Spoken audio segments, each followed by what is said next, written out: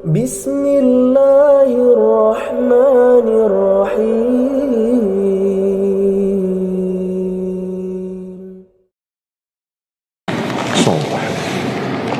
السلام عليكم ورحمة الله وبركاته. إن الحمد لله نحمده ونستعينه ونستغفره ونعوذ بالله من شرور أنفسنا ومن سيئات أعمالنا. من يهده الله فلا مضل له ومن يضلل فلا هادي له. وأشهد أن لا إله إلا الله وحده لا شريك له. وأشهد أن محمدا عبده ورسوله صلى الله عليه وعلى آله وأصحابه والتابعين وتابع التابعين ومن تبعهم بإحسان إلى يوم الدين. يا أيها الذين آمنوا اتقوا الله حق تقاته ولا تموتن إلا وأنتم مسلمون. يا أيها الناس اتقوا ربكم الذي خلقكم من نفس واحدة وخلق منها زوجها وبث منهما رجالا كثيرا ونساء. واتقوا الله الذي تساءلون به والأرحام إن الله كان عليكم رقيبا. يا أيها الذين آمنوا اتقوا الله وقولوا قولا سديدا يصلح لكم أعمالكم ويغفر لكم ذنوبكم ومن يطع الله ورسوله فقد فاز فوزا عظيما. أما بعد فإن خير الحديث كتاب الله وخير الهدي هدي محمد صلى الله عليه وعلى آله وسلم وشر الأمور محدثاتها فإن كل محدثة بدعة وكل بدعة ضلالة وكل ضلالة في النار. Ikhwani fi din, a'azzakumullah, kaum muslimin rahimani wa rahimakumullah. Kita lanjutkan kajian kita terhadap kitab Ringkasan Sirah Ibnu Hisham rahimahullahu ta'ala. Beliau membawakan dari Ibnu Ishaq. Qala Ibnu Ishaq, falamma ba'atha Allah ta'ala Muhammadan sallallahu alaihi wa ala alihi wa sallam kana mimma ya'uddu Allah ala Quraisy min ni'amihi alaihim wa fadlihi ma radda anhum min amril Habasyah. Ketika Rasulullah SAW diutus dan ketika Rasulullah SAW sudah sebagai Rasul dan diberi wahyu, maka Allah turunkan beberapa surat untuk mengingatkan Quraisy kebaikan-kebaikan Allah terhadap mereka, pemberian-pemberian Allah terhadap mereka, jasa-jasa yang Allah berikan kepada mereka. Di antaranya adalah ayat Allah Subhanahu wa taala, alam tara kaifa fa'ala rabbuka bi ashabil fil alam yaj'al kaidahum fi tadlil wa arsala 'alaihim tayran ababil tarmihim bihijaratin min sijil faj'alahum ka'asfin ma'kul. Allah Subhanahu wa taala menurunkan wahyunya mengingatkan bagaimana Allah menjaga Mekkah dan menjaga Ka'bah dari serangan pasukan Habasyah yang dipimpin oleh Abrahah al-Ashram. Kata Allah, alam tara, tidakkah kalian lihat bagaimana Rabb kamu memperlakukan para pasukan bergajah? Bukankah Allah Subhanahu wa taala menjadikan tipu daya mereka sebagai sesuatu yang dalal, yang sesat? Wa arsala 'alaihim tayran ababil, kemudian Allah kirimkan kepada mereka burung-burung ababil, tarmihim bihijaratin min sijil, melempari mereka dengan batu-batu dari sijil, faj'alahum ka'asfim ma'kul, maka jadilah mereka seperti daun yang dimakan ulat. Ikhwani fiddin a'azakumullah, tidak jauh kejadian Habasyah, yaitu bertepatan dengan kelahiran Rasulullah SAW, sehingga baru beberapa tahun, paling tidak 40 tahun, artinya Rasulullah SAW diutus menjadi nabi umur 40 tahun. Kemudian turun wahyu-wahyu tetra, ayat demi ayat, surat demi surat, dan diantaranya ayat ini.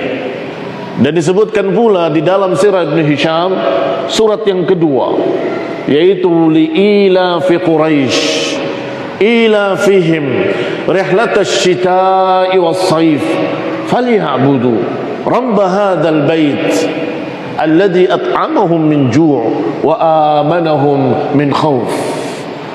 Kata Allah, karena kebiasaan orang-orang Quraisy, yaitu rihlah, safar, di waktu syita was-saif.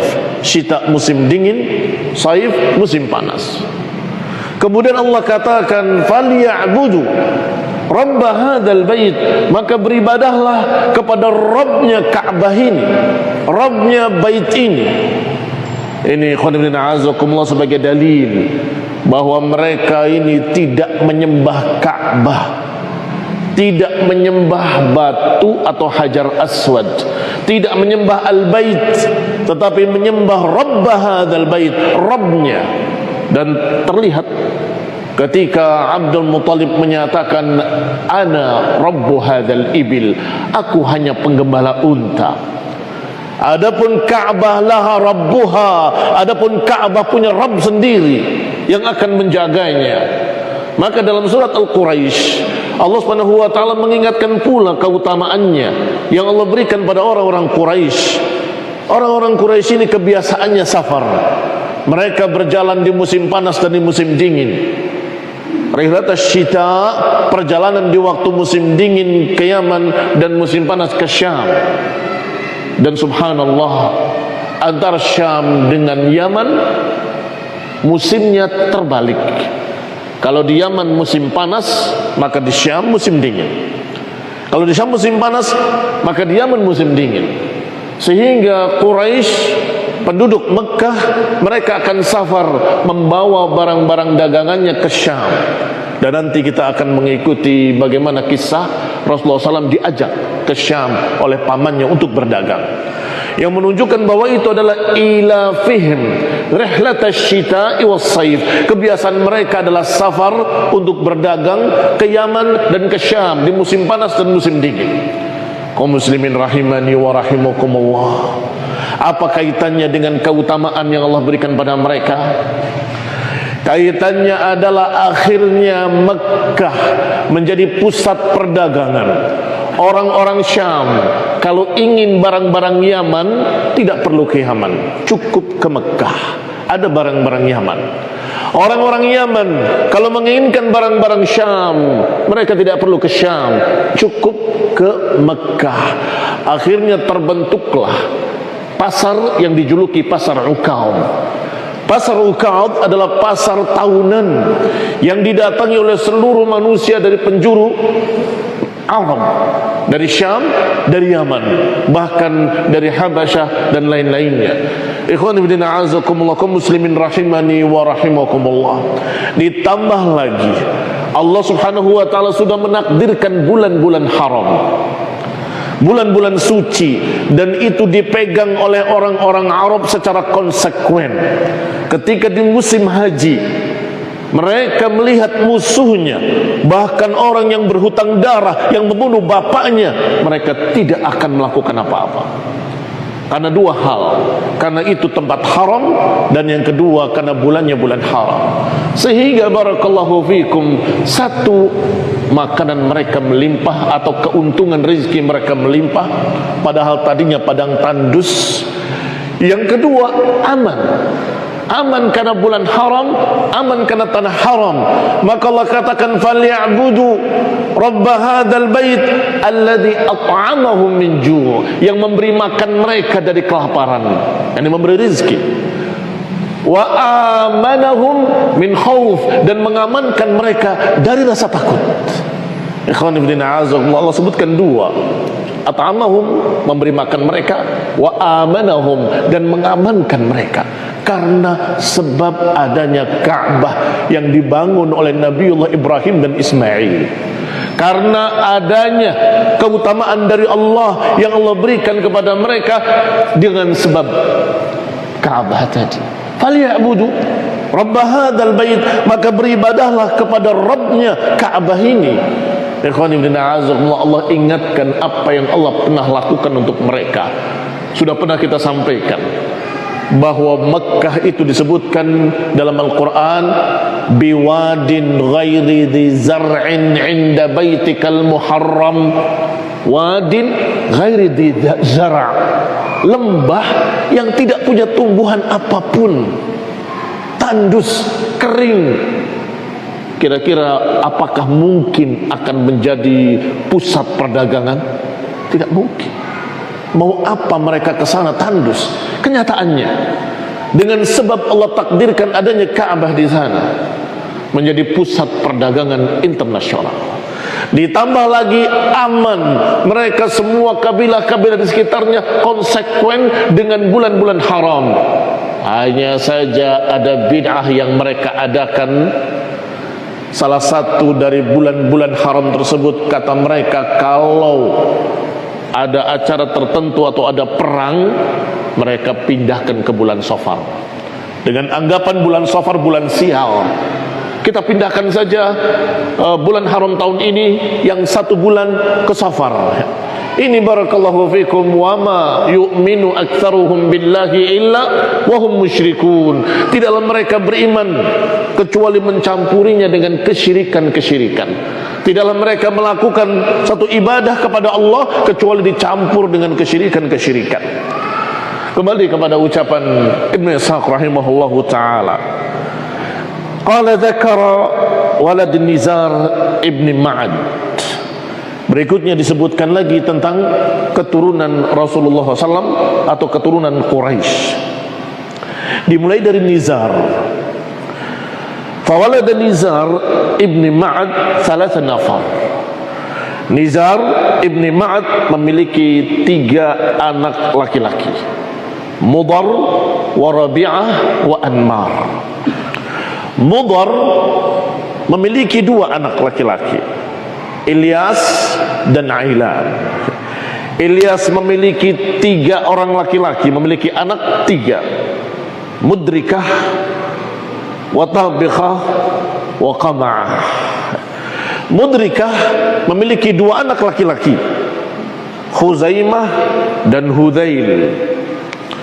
Kemudian Khuzaimah memiliki 4 anak laki-laki, Kinanah wa Asad wa Asada wal Hun.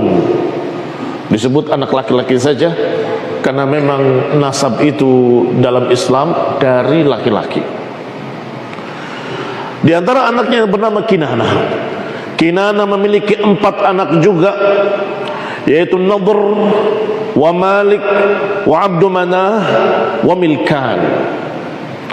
Wa Nadr memiliki 2 anak, Malik wa Yakhlud. Kemudian Malik memiliki anak yang namanya Malik atau Fihr ibni Malik. Fihr memiliki 4 anak, Ghalib wa Muharib wal Haris wa Asad. Ghalib dari anaknya memiliki 2 anak, Lu'ay wa Taim. Lu'ay memiliki 4 anak, Ka'ab ibn Lu'ay wa Amir ibn Lu'ay wa Samah ibn Lu'ay wa Auf. Ingat sesuatu? Nah, Amr bin Lu'ay, kata Rasulullah SAW dalam hadis yang sahih dalam Bukhari, yajurru qusbahu finnar yaumal qiyamah.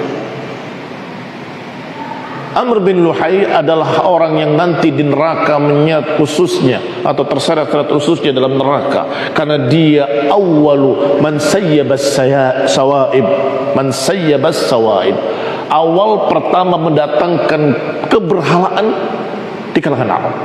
Maka dari sini ke bawah sudah mulai mereka melakukan berbagai macam kesyirikan-kesyirikan. Ke atas masih ada sisa-sisa ajaran Nabi Ibrahim dan Ismail. Masih mereka haji, masih mereka beribadah kepada Allah dan seterusnya. Amr bin Lu'ay, dia pergi ke Syam dan melihat hubal yang dibuat dari batu akik ahmar. Dia tanya, untuk apa ini? Kata dia, ini untuk memanggil hujan. Sampai kemudian dibawalah dari Syam ke Arab.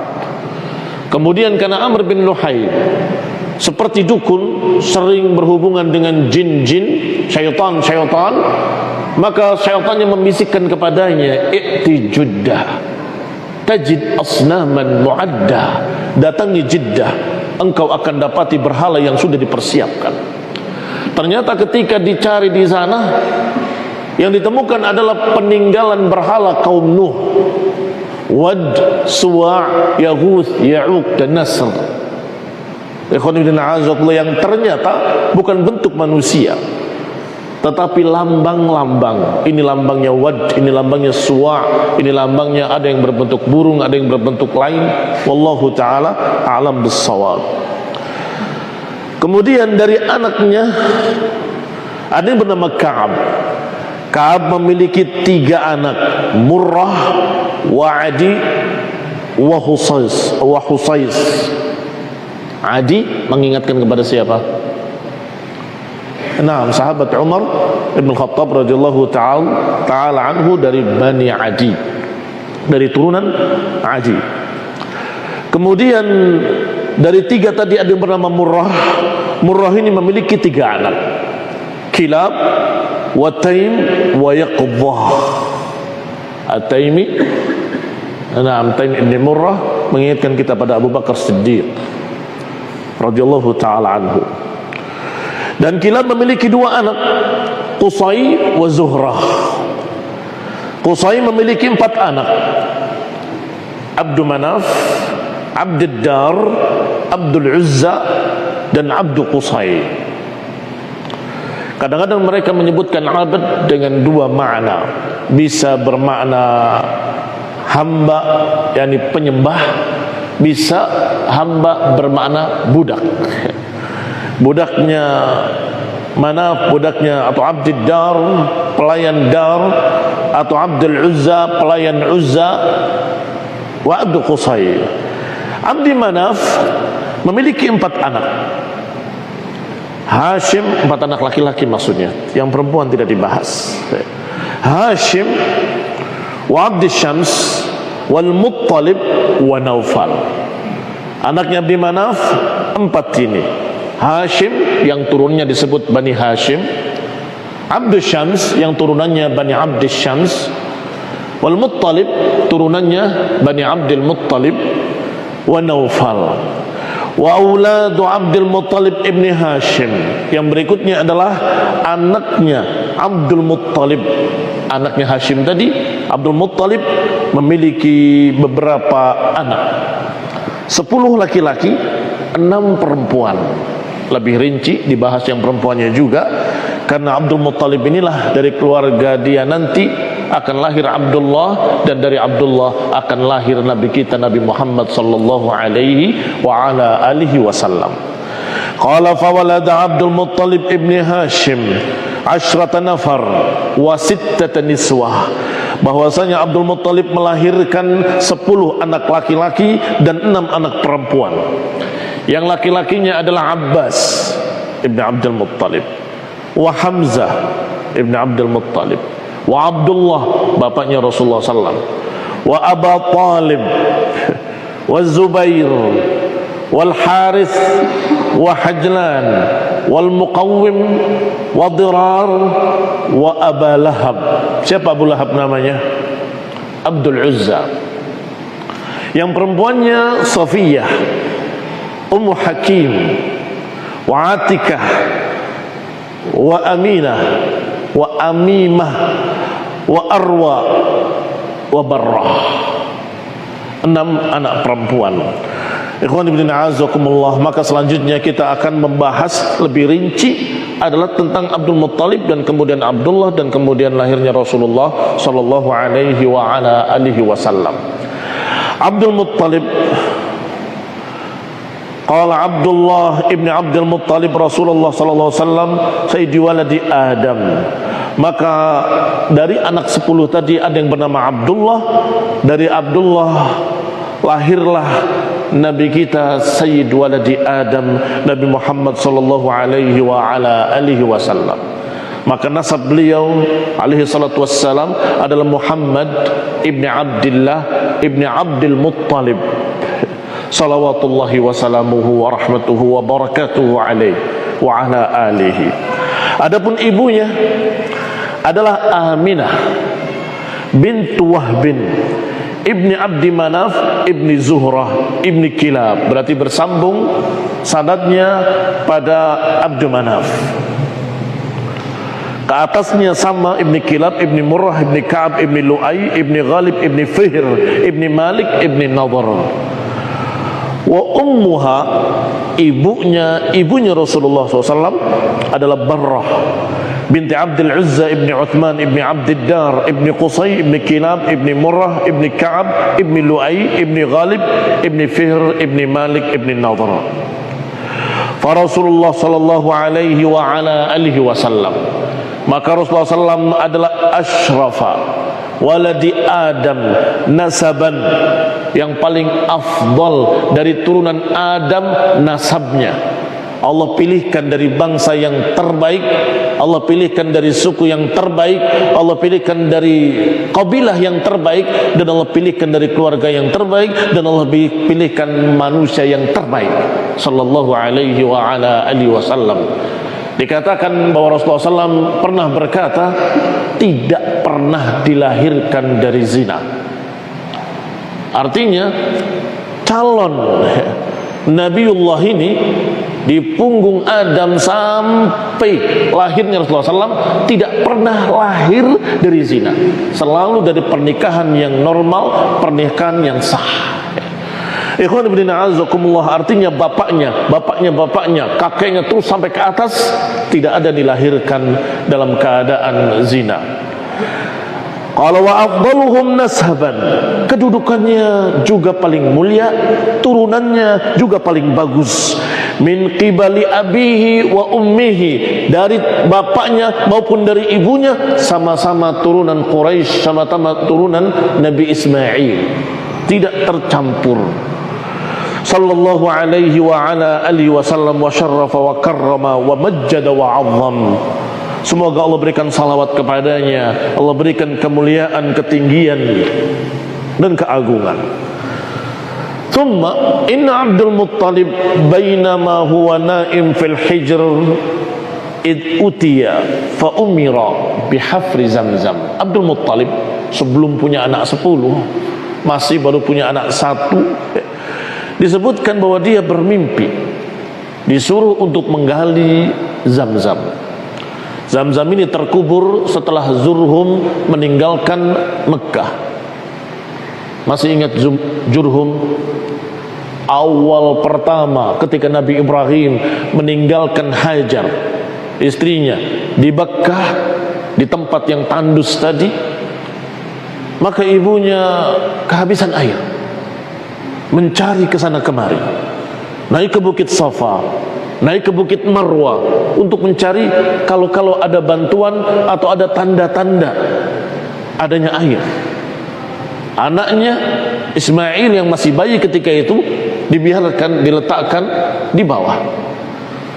Dia lari ke Safa, lari ke Marwah, lari ke Safa sampai 7 kali. Tiba-tiba dia mendengar seperti suara binatang buas, maka dia khawatir anaknya, dia segera lari ke anaknya. Tiba-tiba di kaki anaknya sudah ada mata air Zamzam. Maka karena Zamzam itulah manusia berdatangan, di antaranya Jurhum dari Yaman, yang datang meminta izin untuk tinggal di sekitar air tersebut, dan diizinkan. Maka kemudian terjadilah pernikahan dan seterusnya. Kemudian pada suatu saat Jurhum meninggalkan tempat itu dan kemudian mengubur Zamzam, yakni menganggap tidak dibutuhkan lagi. Ikhwan fillah azakumullah. Maka ketika Abdul Muttalib tidur bermimpi seperti itu, maka dia menceritakan tentang dirinya, inni naim fil hijri, aku pernah tidur di Hijr Ismail di dekat Ka'bah.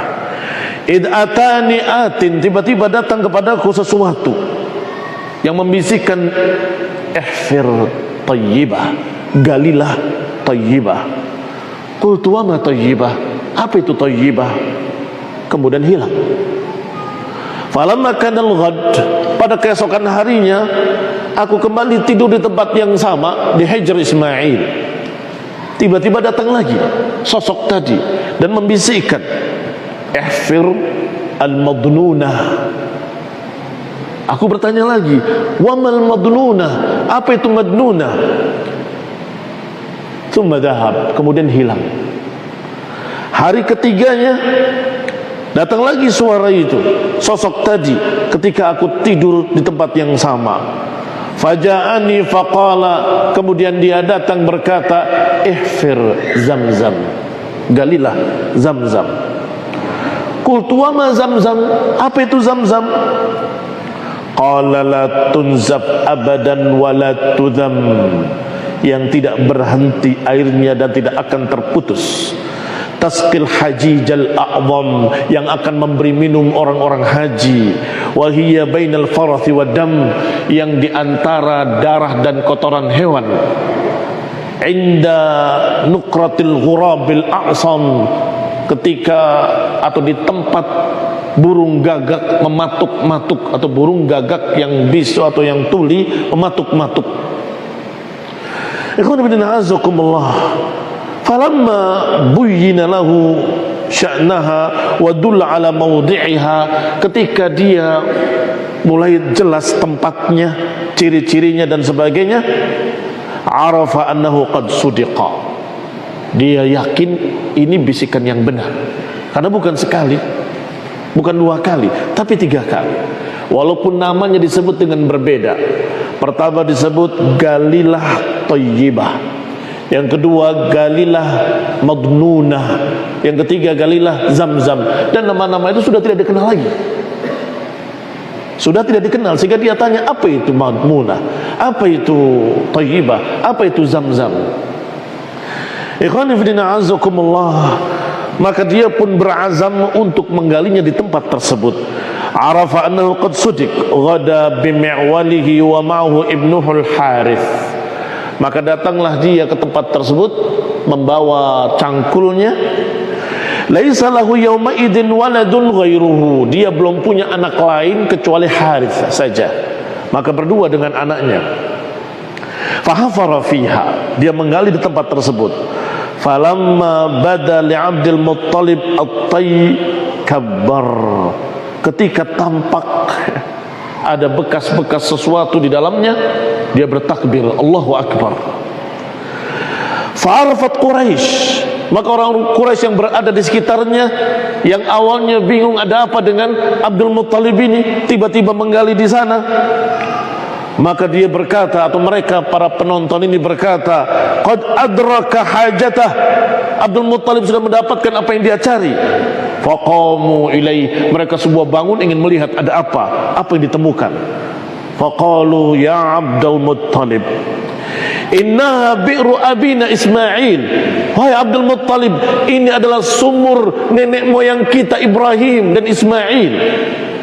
Wa inna lana fiha haqqan, berarti kami pun punya hak padanya. Fa asyrikna ma'ak, sertakanlah kami bersamamu. Ikhwani fillah azakumullah, kaum muslimin rahimani wa rahimakumullah. Mulai orang-orang Quraisy ingin bersama dia memiliki sumur tersebut. Tentunya sudah kita tebak bagaimana keadaan Mekah ketika itu. Sekarang kita saksikan betapa panas dan tandusnya, walaupun alhamdulillah pengairan cukup, apalagi saat itu. Barakallahu fiikum. Sehingga mereka menuntut bahwa ini punya kita bersama, bukan hanya punya kamu. Ma ana bifa'il, kata Abdul Muttalib, aku tidak akan melakukannya. Ini adalah tugasku dan ini adalah milikku. Inna hadzal amr qad khussistu bihi, aku telah dikhususkan untuk urusan ini. Faqalu lahu fa'ansafna, kalau begitu kita harus berbagi dengan adil atau memanggil penengah. Fa inna ghaira tarikika hatta nukhasimuka fiha, kami enggak akan meninggalkan kamu sampai kami menuntut kamu, tidak akan berhenti. Qala faj'alu bainakum wa baini wa bainakum man syi'tum wa hakimuhu. Kata Abdul Muthalib, silakan cari penengah, siapapun yang kalian tunjuk saya siap ditengahi oleh siapapun. Qalu, mereka menjawab, kahinatu Bani Sa'ad Hudain, kalau begitu kita minta keadilan atau minta ditengahi oleh dukun suku Bani Sa'ad Hudain. Qala na'am. Taib. Wa kana bi ashrafis Syam, tempatnya di dataran tinggi di daerah Syam. Bayangkan jauhnya, dari Mekah harus ke dekat Syam. Farakiba Abdul Muttalib wa ma'ahu nafarun min Bani Abdi Manaf, maka berangkatlah Abdul Muttalib diiringi dengan suku dari Bani Abdi Manaf. Wa rakiba min kulli qabilatin min Quraisy nafar, masing-masing suku dari Quraisy memiliki rombongan sendiri-sendiri, semua suku. Wal ard iddaka mafawiz, sedangkan bumi saat itu adalah padang pasir yang tandus.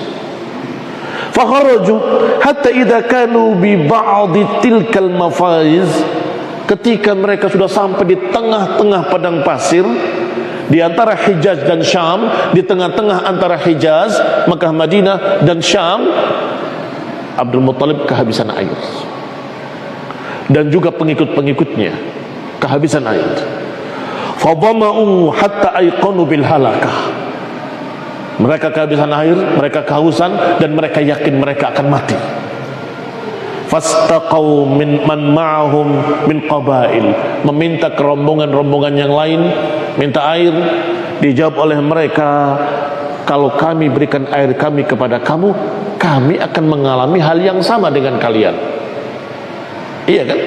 Kalau diserahkan pada kamu, kami akan merasakan hal yang sama. Qalu inna bimafaza, kami ini di padang tandus dan kami mengkhawatirkan diri-diri kami seperti apa yang menimpa kalian. Falamma ra'a Abdul Muttalib ma sana'al qaum, ketika Abdul Muttalib melihat kaum-kaum tadi tidak ada yang mau membantunya, maka rombongan dia bermusyawarah. Madza taraw, bagaimana pendapat kalian? Kata pengikutnya, rombongannya, ma ra'yuna illa taba'un li ra'yik, tidaklah pendapat kami kecuali mengikut engkau, kan engkau pemimpin kami. Famurna ma syi'ta, silakan perintahkan kami apa yang kau mau. Qala fa inni ara an yahfir, kalau begitu masing-masing kalian menggali kuburannya sendiri-sendiri. Mengapa? Agar kalau mati yang pertama, masukkan ke lubangnya, kita akan kuburkan. Yang kedua, masukkan ke lubangnya yang dia sudah gali, kemudian kita kubur, sehingga yang tersia-siakan hanya satu orang saja pada akhirnya. Yang tersia-sia satu orang lebih baik daripada kita semua tersia-siakan di padang pasir. Maka mulailah menggali kuburannya masing-masing. Ikhwan fillah azakumullah, ternyata beberapa saat kemudian Abdul Muttalib berubah pikiran.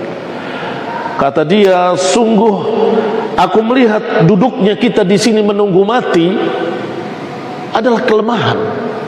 Apakah kita tidak berusaha dengan usaha apapun? Barangkali di negeri-negeri sekitar sini ada air. Sebaiknya kita berusaha.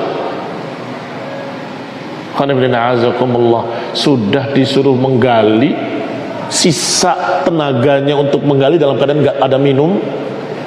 Setelah itu suruh jalan. Semuanya diam memandang Abdul Muttalib.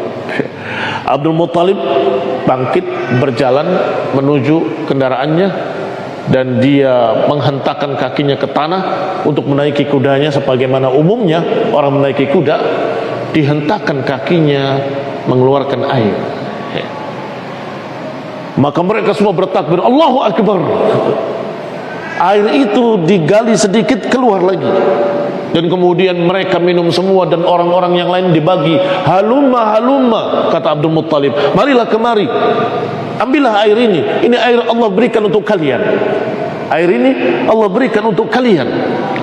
Setelah itu mereka tidak melanjutkan perjalanan. Mengapa? Kata mereka, sungguh demi Allah, kami sudah cukup, sudah puas bahwa Allah memberikan kepadamu air ini di kakimu, yang menunjukkan bahwasanya engkau memang berhak untuk sumur tersebut.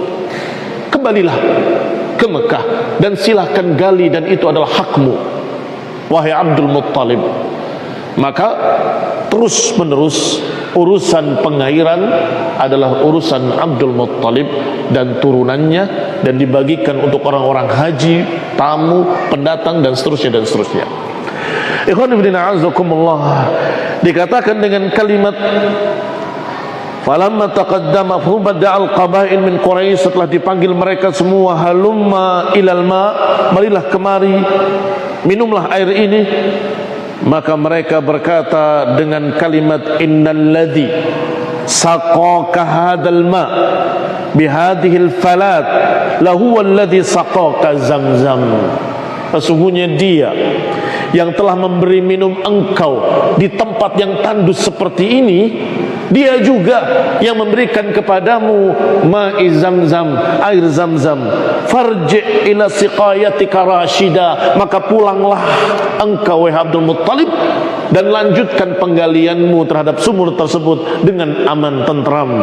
Faraja'a wa raja'u, akhirnya mereka pun pulang kembali ke Mekah. Walam yasilu ilal kahinah, dan tidak sampai kepada dukun tersebut. Nadhara Abdul Muttalib dabha waladihi. Yang berikutnya adalah nazarnya Abdul Muttalib untuk menyembelih salah seorang anaknya. Ketika itu dia merasa bahwa saya sendirian, anakku cuma satu, sedangkan mereka dari suku-suku lain sekian banyak. Maka Abdul Muttalib bernazar, ya Allah, kalau aku memiliki 10 anak, aku akan korbankan salah satunya untukmu. Nazar ini ketika ternyata benar-benar Allah berikan anaknya 10, maka Abdul Muttalib betul-betul ingin melaksanakannya. Dia datang ke Ka'bah dan kemudian mengundi anak-anaknya di depan berhala Hubal untuk menentukan siapa yang harus disembelih. Kita akan bahas insyaallah pada pertemuan yang akan datang. Biidznillah ta'ala, wa sallallahu Muhammadin wa ala alihi wa ashabihi wa sallama tasliman katsira. Subhanakallahumma bihamdik, asyhadu an la ilaha illa anta, astaghfiruka wa atubu ilaik. Wassalamu alaikum warahmatullahi wabarakatuh.